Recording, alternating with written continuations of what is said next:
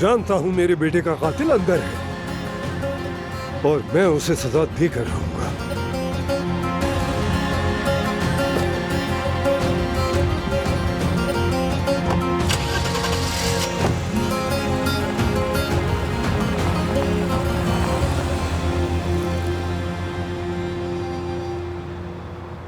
सिनान,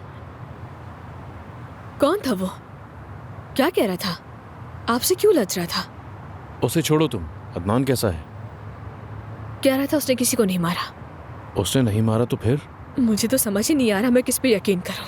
मेरा दिल कहता है उसने ऐसा कुछ नहीं किया है, लेकिन जो दिखाई दे रहा है उसका क्या करूं? देखो जमरुद, तुम उसकी बीवी हो और तुम उसे मुझसे कहीं बेहतर जानती हो, मगर एक मर्द दूसरे मर्द को भी समझ सकता है। शुरू में मेरी अदनान से नहीं बनती थी, मगर मैंने देखा कि वो अपनी गलती कभी भी नहीं छुपाता है, चाहे वो सही हो या फिर गलत।